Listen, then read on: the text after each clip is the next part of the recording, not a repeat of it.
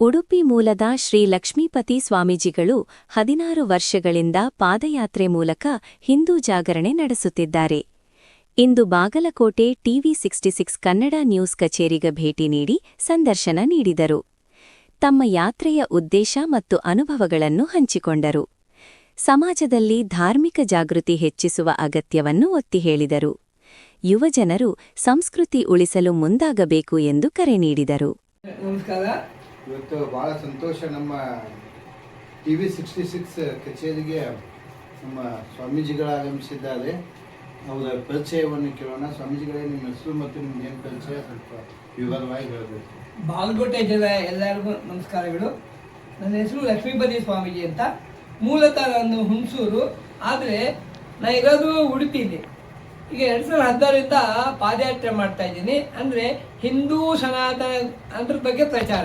ಪ್ರತಿಯೊಂದು ಊರು, ಪ್ರತಿಯೊಂದು ಗ್ರಾಮಕ್ಕೂ, ಪ್ರತಿಯೊಂದು ದೇವಸ್ಥಾನಕ್ಕೆ ಹೋಗಿ ಹಿಂದೂ ಬಗ್ಗೆ ಪ್ರಚಾರ ಮಾಡ್ತಾ ಇದ್ದೀನಿ. ಅದು ನನ್ನ ಉದ್ದೇಶ. ಯಾಕೆಂದರೆ ಈ ಪ್ರಪಂಚ ಹುಟ್ಟಿದ್ದು ಹಿಂದೂ ಸನಾತನ ಧರ್ಮ, ಪ್ರತಿಯೊಬ್ಬರು ಹಿಂದೂಗಳು. ಅದು ನಾವು ಜನಗಳಿಗೆ ಹೇಳಬೇಕು. ಯಾಕೆಂದರೆ ಈ ಕಲಿಯುಗದಲ್ಲಿ ಪ್ರತಿಯೊಂದು ಜಾತಿಗಳಿದ್ದಾರೆ, ಎಲ್ಲ ಜಾತಿ ಒಂದೇ ಧರ್ಮ, ಒಂದೇ ಜಾತಿ, ಅದನ್ನು ಹೇಳಬೇಕು. ನಾವು ಈಗ ಏನು ಮಾಡಿದ್ದಾರೆ ಅಂದರೆ, ಈ ಜಾತಿ ಮಾಡ್ಕೊಂಡು ನಾವುಗಳು, ನಾನು ಹಿಂದೂ ಅಂದರೆ ಪ್ರತಿಯೊಬ್ಬರು ಹಿಂದೂನೇ, ಯಾರೇ ಆಗಲಿ ಪ್ರತಿಯೊಬ್ಬರು ಹಿಂದೂಗಳೇ. ನಮ್ಗೆ ಬೇಕಾದಾಗ ನಾವು ಮಾಡ್ಕೊಂಡಿದ್ದೇವೆ. ಅದು ನನ್ನ ಉದ್ದೇಶ.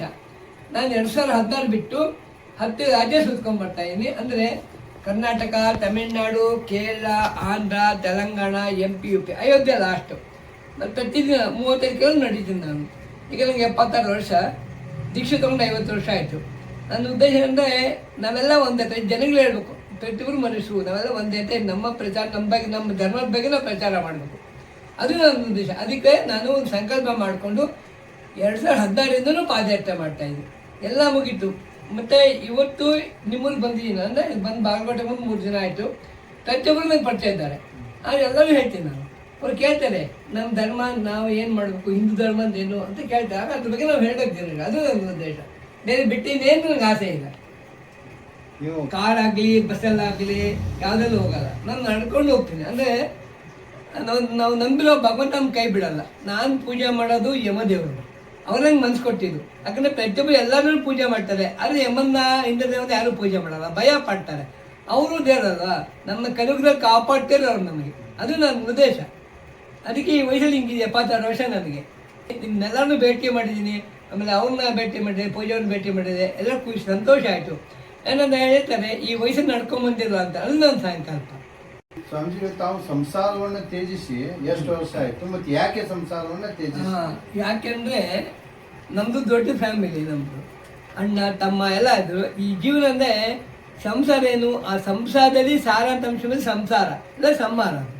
ಈ ನೋಡಿ ಯಾಕೆಂದರೆ ಇದು ನನ್ನ ಆಸ್ತಿ, ಇದು ನನ್ನ ಮನೆ ಇದೆ. ಆದರೆ ಯಾರು ಏನು ತೊಗೊಂಡಾಗಲ್ಲ. ಅದು ನೋಡಿ ನನಗೆ ಈ ಲೈನಿಗೆ ಬಂದಿದ್ದೆ.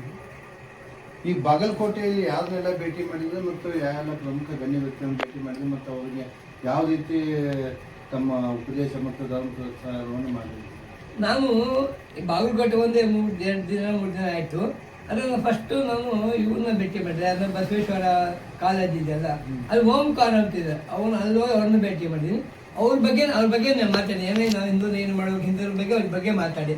ಅವ್ರು ಬಿಟ್ಟರೆ ನಾನು ಭೇಟಿ ಮಾಡಿದೆ. ಯಾಕೆಂದರೆ ಕಮಿಷನ್ ಭೇಟಿ ಮಾಡೋಕ್ಕೆ ಹೋಗಿದ್ದೆ, ಅವ್ರು ಸಿಗಲಿಲ್ಲ ನನಗೆ. ಇದ್ರೂ ಇಲ್ಲ ಅಂದ್ಕೊಂಡ್ರು, ಅವ್ರು ಭೇಟಿ ಮಾಡೋಕ್ಕೆ ಹೋಗಿಲ್ಲ. ಅದು ಬಿಟ್ಟರೆ ಮಾಮೂಲಿ ಮನೆಗಳಿಗೆ ಜನ ಕರೀತಾರೆ, ಹೋಗ್ತಿರ್ತಿದ್ದ ಮಾತಾಡಿ. ಇದು ನನ್ನ ವಜೆ. ಸಂಸಾರನೇ ಬೇಜಾರು, ಏನು ತೊಗೊಂಡೋಗಲ್ಲ. ಎಲ್ಲ 3 ದಿನ ಜೀವನ, ಅದು ಎಲ್ಲ ಬಿಟ್ಟೋಗ್ಬೇಕಲ್ವ. ನೋಡಿ ಹೆಂಗಿದ್ದೀನಿ ನಾನು, ಒಂದು ಬಟ್ಟೆಲ್ಲಿ ಇರೋದು, ನಾನು ಏನು ಇಟ್ಕೊಂಡಿಲ್ಲ. ಇದೇ ನನ್ನ ಉದ್ದೇಶ. ಭಯ ಪಡ್ತಾರೆ ಮತ್ತು ನೀವು ಆ ದೇವರನ್ನ ಆರಾಧಿಸ್ತೀರಿ. ಏನು ಮತ್ತು ಏನು ಸಂದೇಶ? ಇನ್ನೊಂದು, ಯಾಕಂದರೆ ಈ ಸೂರ್ಯನ ಮಕ್ಕಳು ಯಮದೇವರು, ಇಂದ್ರದೇವರು, ಶನೇಶ್ವರ, ಯಮದೇವರು, ಅಶ್ವಿನಿ ಕುಮಾರರು. ಅಂದರೆ ಈ ನಮ್ಮಲ್ಲಿ ಎಲ್ಲ ಮುಕ್ಕೊಟ್ಟು ದೇವತೆಗಳಿದ್ದಾರೆ ಅಂತಾರಲ್ಲ, ಎಲ್ಲರನ್ನೂ ಪೂಜೆ ಮಾಡ್ತಾರೆ. 3 ದೇವ್ರನ್ನ ಪೂಜೆ ಮಾಡಲ್ಲ. ಸೃಷ್ಟಿಕರ್ತ ಬ್ರಹ್ಮದೇವ್ರ ಪೂಜೆ ಮಾಡಲ್ಲ. ಗುಡಿ ಇಲ್ಲ, ಒಂದೇ ಗುಡಿ ಇರೋದು. ಮತ್ತು ಇಂದ್ರನಿಗೂ ದೇವಸ್ಥಾನ ಇಲ್ಲ.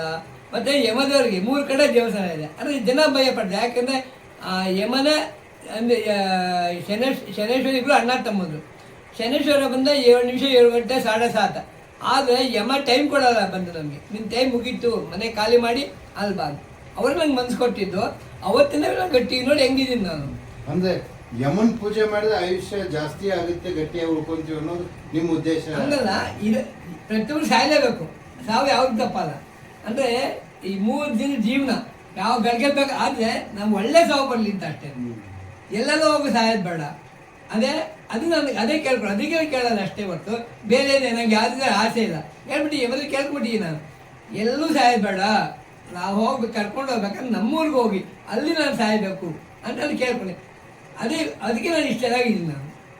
ಅಂದ್ರೆ ನೀವು ಯಮನ್ ಪೂಜೆ ಮಾಡೋದ್ರಿಂದನೇ ಇಷ್ಟು ಚೆನ್ನಾಗಿದ್ದೀನಿ? ಹೌದೌದು, ಡೌಟೇ ಬೇಡ ನಿನಗೆ. ನಾನು ಯಾವತ್ತಿನ ಯಮನ್ ಪೂಜೆ ಮಾಡಿ ಇವತ್ತು ಈ ಕ್ಷಣದವರೆಗೂ ಅವರು ನನಗೆ ಇಲ್ಲಿ ಕೂತ್ಕೊಂಡಿದ್ದೀನಿ. ಆದರೆ ನನ್ನ ಮನಸ್ಸಲ್ಲಿ ನಾನು ನಿಮ್ಮಲ್ಲಿ ದೇವ್ರು ಕಾಣ್ತೀನಿ ಈಗ. ಯಾಕೆಂದರೆ ನಮ್ಗೆ ಸಿಗೋದಲ್ಲ, ನಾನು ಕೇಳಿ 10 ನಿಮಿಷಕ್ಕೆ ಬರ್ತಾರೆ, 10 ಕಿಲೋಮೀಟ್ರ್ ಬಂದಿರ್ತೀನಿ, ಯಮನ್ ಕೇಳ್ಕೊತೀನಿ, ಯಮದೇವ್ರೆ ಯಾರೊಬ್ರು ಕಳಿಸ್ಕೊಡಿ ಅಂತೀನಿ.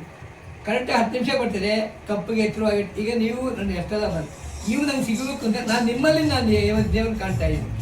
ಅದಕ್ಕೆ ನಾನು ಮನಸ್ಸಲ್ಲಿ ಧ್ಯಾನ ಮಾಡ್ತಿರ್ತೀನಿ. ಯಾಕಂದರೆ ಯಾವ ರೂಪದಲ್ಲಿ ಬೇಕಾದ್ರೂ ಬರ್ಬೋದು. ಈಗ ಕೆಲವು ನೋಡಿದ್ರೆ ನಂಗೆ ಅನ್ಬಿಟ್ಟಿದೆ, ಅವರೇ ಕಳಿಸ್ಕೊಡಿ. ಕೇಳಿ 10 ನಿಮಿಷಕ್ಕೆ ಯಾರು ಬರಲ್ರಿ, ಕರೆಕ್ಟ್ 10 ನಿಮಿಷ ಕಳಿಸ್ತಾರೆ. ಎತ್ತರವಾಗಿ ಕಪ್ಪಿಗೆ ತಗೊಂಡು ಅದು ನೋಡಿದ್ರೆ ನನಗೆ ಒಂಥರ ವೈಬ್ರೇಷನ್ ಆಗುತ್ತೆ ಬಾಡಿ. ಒಳ್ಳೆಯದನ್ನು ಇಷ್ಟೊತ್ತು ನಮ್ಮ TV66 ಜೊತೆಗೆ ತಮ್ಮೆಲ್ಲ ಅನಿಸಿಕೆಗಳನ್ನು ಹಂಚ್ಕೊಂಡಿದ್ದಕ್ಕೆ ನಮ್ಮ ಕಡೆಯಿಂದ ನಿಮಗೆ ತುಂಬ ಧನ್ಯವಾದ. ಎಲ್ಲರಿಗೂ ಒಳ್ಳೆಯದಾಗಲಿ, ಆ ಭಗವಂತನ ಆಶೀರ್ವಾದ ಎಲ್ಲರಿಗೂ ಇರಲಿ. ಇಲ್ಲಿ ನಿಮ್ಮ ಏನು TV ಇದೆ ಮತ್ತು ನಿಮ್ಮ ಎಲ್ಲರಿಗೂ, ನಿಮ್ಮ ಸ್ನೇಹಿತರಿಗೆ ಈ ಯಮದೇವರ ಶ್ಲೋಕದಲ್ಲಿ ಬರುತ್ತೆ. ಏನಂದರೆ ಯಮನ ಏನು ಕೇಳ್ಕೊತೀವಿ ಅಂದರೆ ಬಂಧು ಮಿತ್ರರು ಸ್ನೇಹಿತರು ಎಲ್ಲರೂ ಚೆನ್ನಾಗಿರಲಿ ಅಂತ ಕೇಳ್ಕೊತೀವಿ. ಅದೇ ಶ್ಲೋಕದಲ್ಲಿದೆ, ಯಮನ್ ಪ್ರಾರ್ಥನೆ ಮಾಡೋದೇನೆ. ಯಾಕೆಂದರೆ ಅಪ್ಪ ಅಮ್ಮ ಅಣ್ಣ ಯಾರೇ ಆಗಲಿ, ಅದೇ ಸ್ನೇಹಿತರು ಎಲ್ಲರೂ ಚೆನ್ನಾಗಿರಲಿ, ಅವ್ರ ಆಶೀರ್ವಾದದಿಂದ ಯಮನ ಅಷ್ಟಕಮನ ಹೇಳ್ಕೊತೀವಿ ನಾವು. ಇದು ಉದ್ದೇಶ. ಧ್ಯಾನ ಮಾಡ್ತೀರಾ ನೀವು, ಮನೆಯಿಂದ ಹೋಗಿ ಮತ್ತೆ ಮನೆಗೆ ಬರೋದು ನಿಮ್ಮನ್ನು ಕಾಪಾಡ್ತಾರೆ, ಅವ್ರ ಆಶೀರ್ವಾದ ಇರುತ್ತೆ. ಅದರಿಂದ ನೀವು ಯಾವುದೇ ದೇವ್ರ ಪೂಜೆ ಮಾಡಿ, ಅಂದರೆ ದಿನಕ್ಕೆ ಒಂದು 10 ಸತಿ ಯಾರು ನಮ್ಮನ್ನ ಧ್ಯಾನ ಮಾಡಿ, ನಿಮ್ಗೆ ಯಾವುದೇ ಕಷ್ಟಗಳು ಬರಲ್ಲ. ಸದ್ಯಕ್ಕೆ ನೀವು ಎಲ್ಲ ಹೋಗಿ ಮನೆ ಬಿಟ್ಟರೆ ಈಗ ಜನ ಭಯ ಪಡ್ತಾರೆ. ಅಲ್ಲ, ಆ ಭಯ ಪಡಬಾರ್ದು. ನಾವು ಹುಟ್ಟಿದೀವಿ, ಸಾಯ್ಬೇಕು, ಸಾಯಕ್ಕೊಂದು ಕಾರಣ ಬೇಕು ನಮಗೆ. ಅದು ಹೇಳ್ಬೇಕು ನಾನು ಜನಗಳಿಗೆ. ಅದೇನೊಂದು. ಜೈ ಶ್ರೀರಾಮ್. ಓಂ ಶ್ರೀ ಗುರುಭ್ಯೋ ನಮಃ. ಓಂ ಪೂಜ್ಯ ರಾಘವೇಂದ್ರಾಯ ಸತ್ಯಮೃತಾಯ ಭಜತಾಂ ಕಲ್ಪಕ್ಷಣಮತಾಂ ಕಾಮಧೇನವೇ ರಾಮಾಯ ರಾಮಚಂದ್ರಾಯ ವಿದತೆ ರಘುನಾಥನಾಥಾಯ ಸೀತಾಯ ವದೇ ನಮಃ. ಧ್ರುವಾದಿದ್ವಾಂತವೇ ವೈಷ್ಣುವರೇಂದ್ರವೇ ಶ್ರೀ ರಾಘವೇಂದ್ರ ಗುರುವೇ ನಮೋ. ಅತ್ಯದಯಾಳವೇ ಮೂಕೋಪ್ಯದಾನೇನ ಮುಕುಂದಶೇನಾಯತೆ ರಾಜಾಯತೆ ರಿಕ್ತೋ ರಾಘವೇಂದ್ರಂ ತಮಾಶ್ವೇಯಂ ಪದಕಂಜಮಲ್ಪಂ. ಅಪ್ಪ ಅಮ್ಮನ ಆಶೀರ್ವಾದ ಫಸ್ಟ್ ನಮಗೆ, ಆಮೇಲೆ ಗುರುಗಳು, ಇವರೆಲ್ಲರೂ ಆಶೀರ್ವಾದ ಇದ್ದು ನೀವು ಏನು ಅಂದ್ಕೊಂಡು ಇನ್ನೂ ಮುಂದಕ್ಕೆ ನಿಮ್ಮ ಲೈಫ್ ಚೆನ್ನಾಗಲಿ. ಭಗವಂತಲ್ಲಿ ನಮ್ಮ ಮಂಡ್ಯವರಾದ ಕೃಷ್ಣನಲ್ಲಿ ಹಾಗೂ ನನ್ನ ಗುರುಗಳಾದ ನಾನು ಏನು ಪೂಜೆ ಮಾಡ್ತೀನಿ ಆ ಯಮದೇವರನ್ನ ಪ್ರಾರ್ಥನೆ ಮಾಡ್ತೀನಿ. ನೀವು ಇಲ್ಲಿಂದ ಹೊರಗಡೆ ಹೋಗಿ ಮತ್ತೆ ಮನೆಗೆ ಬರತಕ್ಕದ್ದು ಆ ಯಮದೇವರ ದೂತರು ನಿಮ್ಮನ್ನು ಕಾಪಾಡ್ತಾರೆ. ಓಂ ಶ್ರೀ ಗುರುಭ್ಯೋ ಯಮಧರ್ಮರಾಜಾಯ ನಮಃ. ಓಂ ತಪಸಾ ಧರ್ಮ ಆರಾಧ್ಯ ಪುಷ್ಕರೋ ಭಾಸ್ಕರ ಸರ್ವ. ಜೈ ಶ್ರೀರಾಮ್. ಓಂ ಶತಮಾನಂ ಭವತಿ ಶತಾಯುಷೇಂದ್ರಿಯೇ ಆಯುಷ್ ಪ್ರತಿಷ್ಠತಿ ಆರೋಗ್ಯ ಪ್ರಾಪ್ರಸ್ತು. ಜೈ ಶ್ರೀರಾಮ್. ಜೈ ಶ್ರೀರಾಮ್.